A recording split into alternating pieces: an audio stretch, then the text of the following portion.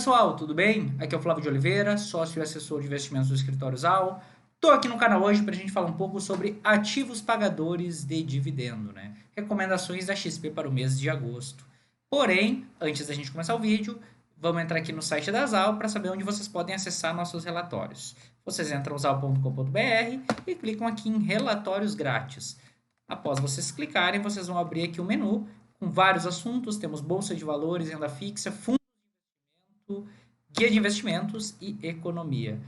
Vocês clicam aqui em acessar relatórios grátis e voilá! Vocês colocam nome, melhor e-mail e celular, WhatsApp, que vocês vão poder ter acesso. Os relatórios são atualizados diariamente pela nossa equipe. Ok?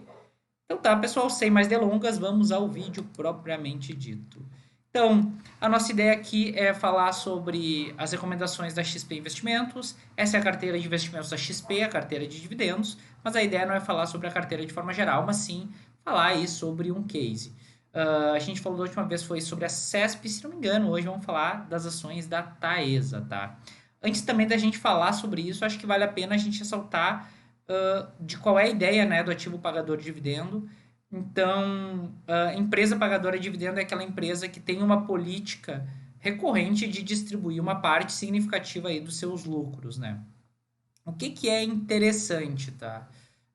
De forma geral, primeiro ponto, empresas que pagam dividendo de forma orgânica são empresas que já são consolidadas e que têm um fluxo de caixa relativamente previsível. E também que não tem outros negócios que sejam tão rentáveis para reinvestir seu capital, então elas optam por distribuir os dividendos para o acionista, principalmente agora que o dividendo, né, ele não tem nenhum tipo de tributação ao ser distribuído. O que que é importante também a gente entender sobre ativos pagadores de dividendo? Ativos como esse que eu falei são empresas que dificilmente vão quebrar, vão ter problemas, vão ter perdas patrimoniais expressivas. Sempre lembrando, contanto que seja um dividendo orgânico, que não se prove nenhuma fraude nem nada parecido. Por outro lado, são empresas que, em tese, como negócio, elas dificilmente vão ter aquelas porradas exponenciais, crescer duas, três, quatro, cinco vezes, como muitos cases que a gente tem visto agora, né, no curtíssimo prazo, empresas de crescimento, principalmente aquelas, né, que fazem o turnaround, né, aquelas empresas que já não estavam tão bem e elas se reinventam, reorganizam a casa e se tornam empresas minimamente razoáveis ou até muito boas. Então, é um case de mais resiliência, é um case de projeção de médio e longo prazo. Porém, também tem uma outra coisa que é interessante a gente levar em consideração, inclusive está num dos vídeos aqui do canal, que quando a gente fala de case de empresa pagadora de dividendo, alguns investidores associam com retorno baixo. Bom, o senso comum diz que sim, que empresas pequenas que têm expectativa de crescimento podem crescer muito mais. Porém, no estudo que a gente fez, a gente comparou CDI, IMAB, IDIV, né, que é o índice de pagador de dividendos, Small e Bovespa, a gente viu que o melhor indicador, né, o melhor indicador amplo foi o IDIV, né, foi o melhor precificado. E isso daí a gente tem aí duas explicações. Primeiro, como são empresas previsíveis em momentos de crise, né, momentos que o mercado balança mais, os ativos pagadores de dividendo eles tendem a ser mais resilientes, ou seja, cair menos, e em alguns momentos até subir. Então, empresas que têm um fluxo de caixa recorrente, que têm essas características, vocês vão ver que a gente pode ter quedas da bolsa e algumas delas, inclusive, ter uma projeção positiva. Então, por essa estabilidade de ciclos econômicos ruins, esses ativos menos. E a segunda questão é a precificação, né? Ativos aí que são mais voláteis, apesar deles poderem crescer mais, eles são precificados a múltiplos menores. Empresas que são previsíveis, elas são precificadas a múltiplos altos. Então, às vezes, o teu lucro pode não crescer tanto, a gente pode ter empresa não crescendo, o preço das ações dela, ele pode subir sim. Basicamente por quê? Porque o mercado paga mais caro por empresas previsíveis. Então, são empresas que caem menos em momentos de queda e que, apesar de no curtíssimo prazo não subirem mais em momentos de alta, elas terem uma precificação melhor, mais efetiva. Se a gente puxar ali aquela linha de longo prazo, 5, 10 anos, a gente pode ver empresas aí tendo um desempenho muito superior, inclusive a ativos de maior risco. É por isso que eu, inclusive, gosto, sou um investidor e tenho uma parte significativa dos meus ativos alocados em empresas pagadoras de dividendo. Então, isso é uma coisa bem interessante da gente ressaltar que vai um pouco contra o senso comum. Pois bem, sem mais delongas, vamos falar do case da Taesa, né, gente? Para quem não sabe, Taesa é uma empresa do ramo de transmissão de energia. Então, a ideia dela é o quê? Construir toda a estrutura, né? Toca o capex, levanta as torres, passa o cabeamento e depois tem que manter essa estrutura aí à disposição para fazer a transmissão, né, entre o gerador e os consumidores. Então, um case um pouco diferente, um pouco não, um case diferente com bem menos risco que o case de geração. O que é legal desse tipo, né, de operação?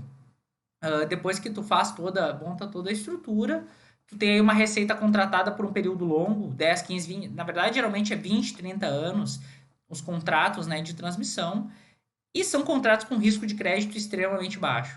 Isso possibilita o quê? Que a empresa vá no mercado e emita dívidas longas a taxas bastante baixas. Então a empresa ela não precisa ter todo o capital, ela vai lá e emite dívida. Se não me engano, a Taesa tem título aí tem debêntures longas com taxas abaixo de IPCA mais 4, gente. Então são dívidas muito baratas, muito longas, e ela consegue remunerar o capital dela acima disso com um risco de crédito bastante baixo. Então é aquele case que tu tem um retorno entre aspas, quase certo, e ele possibilita que tu te alavanque para ter esses retornos. Isso daí, na minha opinião, é a forma que inclusive eu gosto. Eu prefiro muitas vezes tomar um risco mais certo, alavancado, do que um risco menos certo no meu dinheiro, né? Isso falando como investidor. Então, o case de Taesa, ele é muito nessa linha como negócio. Então, isso daí, gente, acho que é um ponto bem bacana, até porque os contratos eles são sempre corrigidos por um índice de inflação.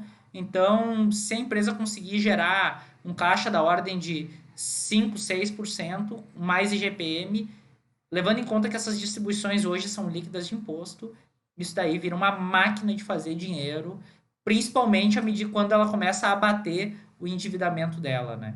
Então, isso daí é uma coisa aí que, sem dúvida, é bastante interessante. Pontos também interessantes da Taesa, né? Além do setor, ela é uma das poucas empresas que provavelmente vão distribuir 100% do seu lucro. Isso acontece por quê, gente? O diferente setor de geração, né, que nem a gente falou, o contrato de transmissão ele contempla a estrutura estar lá e ela vai ser remunerada por isso com risco de crédito baixo. Não tem o risco da venda da energia, da geração de energia. E atualmente a empresa tem um caixa de 2,4 bilhões, estimativa de EBITDA de 1,3 bilhões e os investimentos vão ser de 1 a 1,1 bilhões, enquanto os vencimentos de dívidas são de 734 milhões. Então, se a gente somar o caixa mais o EBITDA esperado da empresa, provavelmente ela vai acabar distribuindo todo o lucro, o que é uma coisa aí bastante bacana. O yield esperado é de 6,8 entre 2020 e 2022. E se a gente for considerar a taxa de juros atual, que é de 2%, se ela distribui 6%, a gente está falando de 300% do CDI líquido. Ok, eu sei que hoje, né, o CDI no patamar atual é bem complicado a gente falar em percentuais do CDI, mas é um retorno aí, levando em conta o risco relativamente baixo, é um retorno bem acima, né, da taxa média de remuneração que a gente consegue alocando em juros. Sem falar, né, no composto de GPM. Então, esse cenário de juro baixo que provavelmente deve se arrastar pelo menos até as eleições, que é 2022, cara, isso daí pode ser bem, bem bacana para a empresa. Inclusive, esses ativos eles costumam pegar preço em cenário de juros baixos, porque a gente está vivendo um cenário onde o juro está extremamente baixo, a economia andando com relativo grau de incerteza. Tu tem uma empresa que pague, que seja 6% ao ano líquido de imposto, com uma previsibilidade alta, isso sem dúvida pode fazer com que os ativos peguem preço. O único ponto aqui, né, pessoal, é o preço-alvo. O preço-alvo da XP está girando na casa de R$ 30, então não tem um espaço tão grande, tanto que até a própria empresa está com uma recomendação neutra, diferente da CESP, que a gente falou, né, no mês passado, que estava com uma recomendação compra, então não tem tanto upside assim. Mas para o investidor que está querendo uma empresa que gere caixa, distribua bons dividendos e tenha uma gestão eficiente, acho que a Taesa aí pode ser uma boa recomendação, principalmente levando em conta que estamos embasados pela área de análise de uma das maiores corretoras do Brasil. Perfeito, pessoal? Bom, então esse foi o nosso vídeo de hoje. Espero que vocês tenham gostado. Se gostaram, Não esqueçam de dar o joinha aqui embaixo, não esqueçam de assinar o sininho das notificações para saber sempre que a gente subir um vídeo novo. Não esqueçam de seguir a gente no canal. Outra coisa legal, pessoal, que nós temos hoje o nosso guia de renda variável. Deixamos o link aqui embaixo, caso vocês queiram baixar. A ideia é ser uma estrutura, um material que guie vocês, principalmente aquele investidor iniciante que está começando, que está precisando consolidar seu conhecimento. Então, não deixem de baixar, ok? Um forte abraço a todos e bons investimentos!